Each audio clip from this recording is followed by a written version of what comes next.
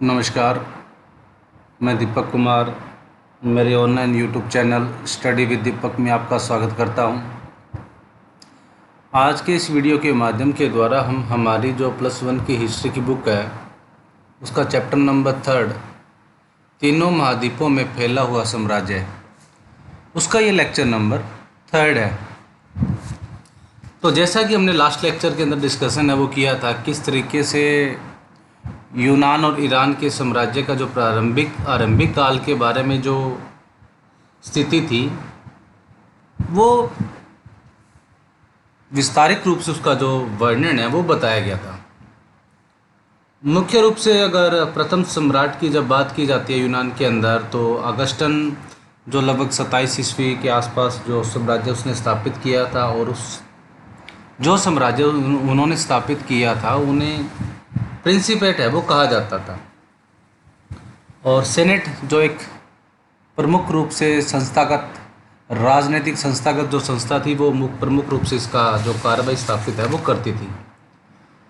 तो इसी के अंतर्गत हमारा जो आज का ये जो वीडियो लेक्चर है वो इसी से संबंधित रेलेवेंट है कि किस तरीके से उन्होंने साम्राज्य का विस्तार, उसकी रणनीति थी वो किस तरीके से विस्थापित है वो की थी। इस काल की एक विशेष उपलब्धि यह रही कि रोमन साम्राज्य के प्रत्यक्ष शासन का क्रमिक रूप से विस्तार है वो हुआ था। यानी कि क्रमिक का मतलब होता है कि एक स्टेप बाय स्टेप उसका विस्तारित रूप से हम उसका साम्राज्य के बारे में जब देखते हैं तो उसका विस्तारित रूप होना, विस्तार होना, डेवलपमेंट होना, one by one step by step उसका जो विस्तार हुआ था वो अचीवमेंट उसने की थी। इसके लिए अनेक आश्रित राज्यों को रोम के प्रांतीय राज्य क्षेत्र में मिला लिया गया। तो काफ़ी जो आसपास के जो क्षेत्र थे उनको आपस में जो रोमन साम्राज्य के ऊपर डिपेंडेंट है उनको मिला लिया गया था। निकटवर्ती पूर्व ऐसे राज्यों से भरा पड़ा था, लेकिन दूसरी शताब्दी के प्रारंभिक वर्षों तक जो राज्य फ्रात नदी के पश्चिम में पड़ते थे उन्होंने भी हड़प लिया था। तो उसके आसपास जो उनकी जो फ्रात नदी थी उसका जो प्रारंभिक क्षेत्रफल के आसपास का जो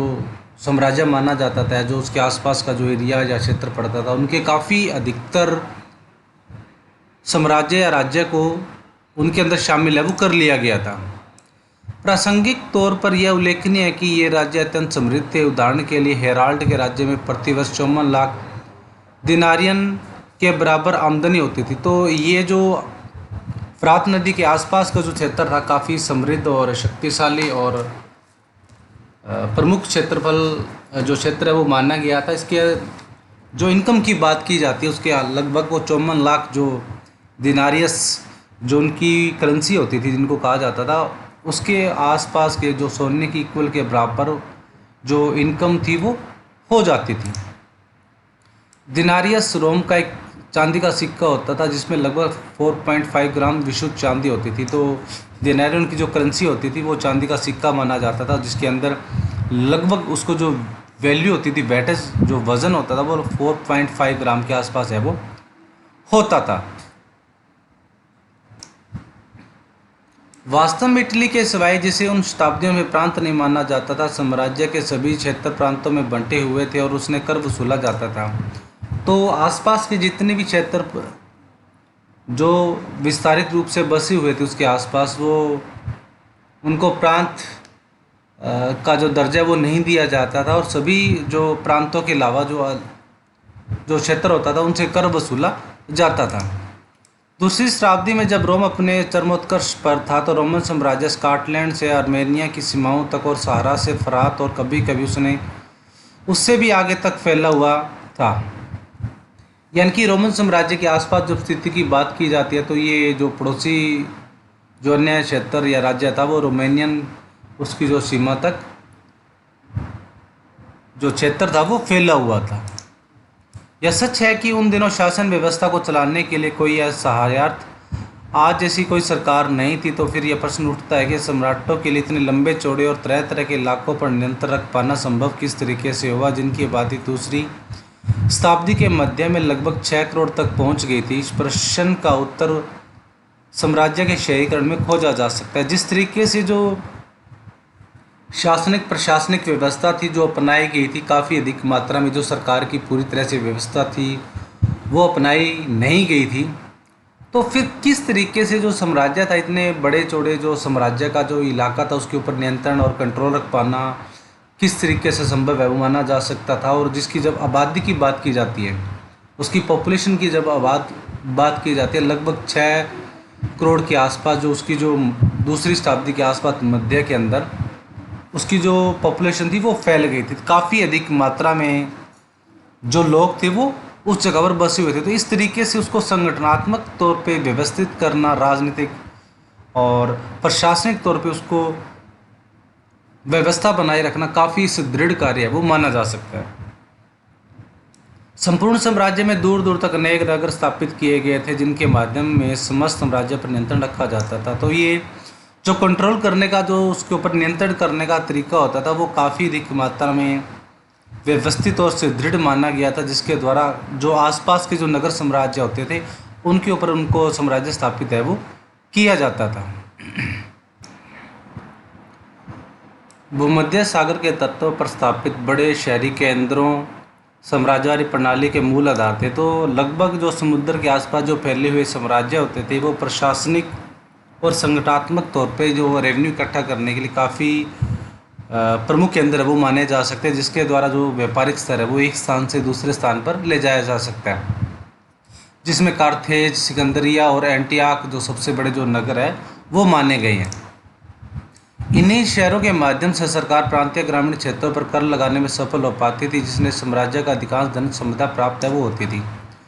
तो इनके माध्यम से क्या करती थी सरकार है वो इन साम्राज्य राज्य के द्वारा जो कर लगाने का कार्य है वो करती थी, और उन्हीं के द्वारा उन्हें काफ़ी अधिक मात्रा में सरकार को जो धन संपदा या रेवेन्यू है वो इकट्ठा है वो हो पाता था। इसका अर्थ यह हुआ कि स्थानीय उच्च वर्ग रोमन साम्राज्य को कर वसूली और अपने क्षेत्रों के प्रशासन के कार्य को सक्रिय सहायता वो देते थे। यानी कि जो रेवेन्यू इकट्ठा करने के बाद उसका जो काफ़ी बड़ा हिस्सा था वो प्रशासनिक तौर पे कार्य करने से उनको जो इकट्ठा होता, जो पैसा इकट्ठा होता सरकार को कर लगाने की वजह से वो प्रशासन का कार्य या सहायता करने के लिए काफ़ी प्रमुख है वो माना जाता था। इटली और अन्य प्रांतों के बीच सत्ता का आकस्मिक अंतरण वास्तव में रोम के राजनीतिक इतिहास का एक अत्यंत रोचक पहलू रहा है। दूसरी और तीसरी शताब्दी के दौरान अधिकतर प्रशासक और सैनिक अफसर इन्हीं उच्च प्रांतियों में से होते थे। इस पर उनका नया सम्राट वर्ग बन गया था, जो सेनेट के सदस्यों की तुलना में कहीं अधिक शक्तिशाली था, क्योंकि उसे सम्राटों का समर्थन प्राप्त था। जिस तरीके से ये जो प्रशासन में सहायता देने के लिए इकट्ठा जो रेवेन्यू इकट्ठा करने के लिए उनका जो कर प्रणाली अपनाई जाती थी वो काफ़ी रोमन साम्राज्य के अलावा जो काफ़ी अधिकतर साम्राज्यों के अंदर ये फैली हुई थी, और राजनीतिक इतिहास के तौर पर इसको सबसे प्रमुख पहलू है वो माना गया था। इसी के अलावा तीसरी शताब्दी के अंतर्गत आते आते अधिकतर जो प्रशासक और सैनिक अफसर थे वो कई उच्च वर्गों के अंदर विभाजित हो गए थे, और उनमें से एक नया जो वर्ग था वो सम्राट वर्ग या उच्च वर्ग से संबंधित है वो माना गया था, जिसको हम एक तरीके से मान सकते हैं कि वो सेनेट की तुलना में काफ़ी अधिक शक्तिशाली माना गया था। यानी कि जो प्रशासनिक और राजनीतिक शक्तियाँ थी वो एक खास वर्ग के अंदर शामिल थी, सम्राट वर्ग, यानी कि एक उच्च वर्ग जिनके ऊपर राजनीतिक और प्रशासनिक शक्तियाँ प्रमुख रूप से जो समर्थन प्राप्त थी, और काफ़ी अधिक मात्रा में जो सरकार के ऊपर जो बंदिशें और कार्यप्रणाली को अपनाने के लिए वो कारगर साबित होती थी। जैसे जैसे यह नया उभरकर समूह सामने आया, सम्राट गेलिसिनस ने सेनेटरों को सैनिक कमान से हटाकर इस नए वर्ग के उदय को सुदृढ़ है वो बना दिया। तो ये सम्राट वर्ग जिस तरीके से सीनेट के अलावा जो इसकी जो शक्तिशाली जो केंद्र था वो स्थापित हो रहा था, उसके माध्यम के द्वारा जो सम्राट था प्राचीन यूनान का गैलिनस लगभग 253 से लेकर 68 तक के आसपास उसने क्या कर दिया था, काफ़ी अधिक मात्रा में इस समय काल के अंदर सम्राट वर्ग का जो डेवलपमेंट है वो हो पाया था। ऐसा कहा जाता है कि गैलिनस ने सेनेटरों को सेना में सेवा करने और उस स्तर पर पहुंचने पर पाबंदी लगा दी ताकि साम्राज्य का नियंत्रण उसके हाथों में न जाने पाए। यानी कि उसने ऐसी प्रशासनिक व्यवस्था अपनाई थी जिसके माध्यम के द्वारा उसकी सारी शक्तियाँ थी उसके हाथों में रह पाए। संक्षेप में पहली शताब्दी के बाद वाले वर्षों में और दूसरी शताब्दी के दौरान और तीसरी शताब्दी के आरंभिक वर्षों में सेना और प्रशासन में अधिकाधिक लोग प्रांतों में लिए जाने लगे, क्योंकि इन क्षेत्रों में लोगों को नागरिकता मिल चुकी थी जो पहले इटली तक सीमित थी।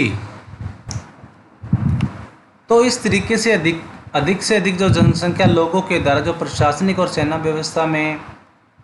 एक्टिव रखने के लिए जो राज्य के द्वारा काफ़ी अधिक जो नागरिक लोग थे उनको स्वतंत्रता दी जाती थी, और काफ़ी अधिक मात्रा में ये जो प्रशासनिक व्यवस्था थी ये नागरिकता के द्वारा काफ़ी अधिक जो इटली की काफ़ी हिस्सों में इनकी जो व्यवस्था थी वो फैल गई थी।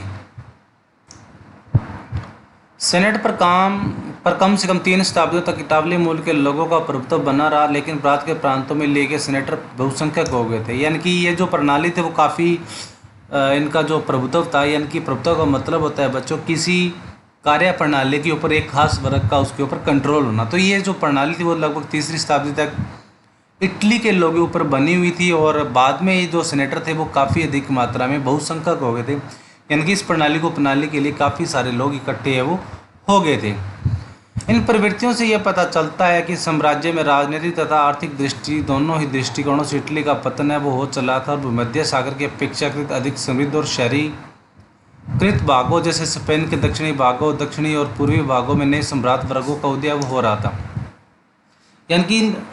जिस तरीके से ये प्रणाली दर बदर चलती चली जा रही, उसके माध्यम के द्वारा इटली की राजनीतिक और साम्राज्य की जो आर्थिक व्यवस्था थी, चाहे राजनीतिक और चाहे आर्थिक, और दोनों तरह से इटली का पतन है वो धीरे धीरे समाप्त है वो हो रहा था। और बाद में ये जो काफ़ी जो प्रणाली करने के बाद भूमध्य सागर के आसपास के जो क्षेत्र थे उसमें ये जो जिसमें स्पेन, अफ्रीका के जो अन्य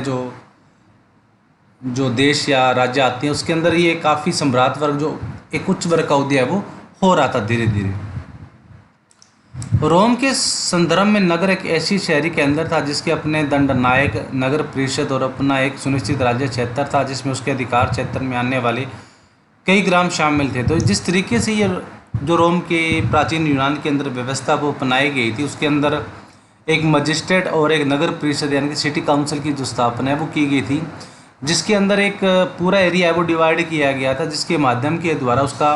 जो प्रशासनिक और न्यायिक व्यवस्था के अंदर उसकी जो पूर्ण रूपरेखा सुनिश्चित है वो की गई थी, जिसके अंदर काफ़ी सारे गांव हैं वो शामिल है वो किए गए थे। इस प्रकार किसी भी शहर के अधिकार क्षेत्र में कोई दूसरा शहर नहीं हो सकता था, किंतु उसके तहत कई गांव लगभग हमेशा ही होते थे। आमतौर पर शाही अनुकंपा के कारण गांवों का दर्जा बढ़ाकर उन्हें शहरों का दर्जा और शहरों के गाँवों का दर्जा दिया जा सकता था। जिस तरीके से ये व्यवस्था बनाई गई थी उसके माध्यम के द्वारा ये जो काफ़ी सारा जो दर्जा था ये एक शहर से दूसरे शहर और एक दूसरे शहर के द्वारा इसके तीसरे शहर के ऊपर इसका जो दर्जा है वो बढ़ा दिया जा रहा था, और ख़ास करके नए नए राज्यों और शहरों की तुलना में सम्राट वर्ग का जो उदय है वो हो रहा था, और उसके माध्यम के द्वारा जो प्रशासनिक व्यवस्था के अंदर की जो दखलंदाजी थी वो धीरे धीरे बढ़ रही थी। किसी शहर में रहने का लाभ यही था कि खाने की कमी और अकाल के दिनों में भी इसमें ग्रामीण इलाकों की तुलना में बेहतर सुविधाएं प्राप्त करने की संभावना है वो रहती थी। यानी कि राजा के द्वारा जो व्यवस्था अपनाई जाती थी, जिसके माध्यम के द्वारा सबसे अधिक मात्रा में लोगों को व्यवस्था बनाए रखने के लिए उसमें सुविधाएं प्राप्त करने के लिए जो संभावना थी वो रहती थी। यानी कि अधिक से अधिक जो सुविधाएं प्राप्त करने के लिए जो ये प्रणाली थी वो अपनाई जाती थी। सार्वजनिक स्नान गृह रोम के शहरी जीवन की एक खास विशेषता थी। जब एक ईरानी शासक ने ऐसे स्नान गृहों को ईरान के शुरू करने का प्रयत्न किया तो उसे वहाँ के पुरोहित वर्ग ने क्रोध का सामना करना पड़ा था। जल एक पवित्र वस्तु है और सार्वजनिक स्नान में उन्हें जल का पवित्रीकरण दिखता था। यानी कि जो प्राचीन रोम के अंदर एक जो जिस तरीके से ये स्नान गृह की व्यवस्था थी वो अपनाई गई, जैसे हमें हड़प्पा सभ्यता के बारे में मेसोपोटामिया से मिलती जुलती सभ्यता वो पाई जाती है, ठीक इसी तरीके से यूनान के अंदर जो स्नान गृह की व्यवस्था थी वो अपनाई गई थी। उसके माध्यम के द्वारा जो इसी से रिलेटेड जो सभ्यता अपनाने के लिए यूनान के अंदर भी इसका जो डेवलपमेंट है वो शुरू किया था, जिसके माध्यम के द्वारा वहाँ के पुरोहित और एक धर्म अनुष्ठानों के द्वारा उनका विरोध का सामना करना पड़ा था। यानी कि वो पश्चिम करने का जो अनुकरण करने की जो रीति थी उसके विरोध है वो रह रहे थे। शहरी लोगों को उच्च स्तर के मनोरंजन उपलब्ध थे। तो उदाहरण एक कैलेंडर में हमें पता चलता है कि एक वर्ष में कम से कम 176 दिन वहाँ कोई ना कोई मनोरंजन कार्य या प्रदर्शन अवश्य होता था। तो एक रोम के एक शासन के द्वारा जो एक कैलेंडर मिला है जिसके माध्यम के द्वारा ये प्रदर्शित वहाँ से चिन्हित होता है कि लोगों के मनोरंजन करने के लिए, कहीं ना कहीं उनके मनोरंजन कार्य करने के लिए लगभग एक वर्ष के अंदर 176 दिन वहाँ पर कोई न कोई जो कल्चर एक्टिविटी वो होती रहती थी। इसके माध्यम के द्वारा ये हम देख सकते हैं कि वहाँ का समाज, वहाँ के जो कल्चर है वो किस तरीके से डेवलपमेंट है वो मानी जा सकती है। तो ये था बच्चों हमारा आज का वीडियो, आज का लेक्चर, जिसके माध्यम के द्वारा उसकी जो जोग्राफिकल स्ट्रक्चर के बारे में और उस अलग राजनीतिक और प्रशासनिक इकाइयों के संदर्भ में हमने रोम और ईरान के संदर्भ में हमने पढ़ा। तो आज का लेक्चर बस वीडियो इतना ही। मिलते हैं अगले वीडियो लेक्चर में एक नए वीडियो के साथ। तब तक stay home, stay safe and be positive.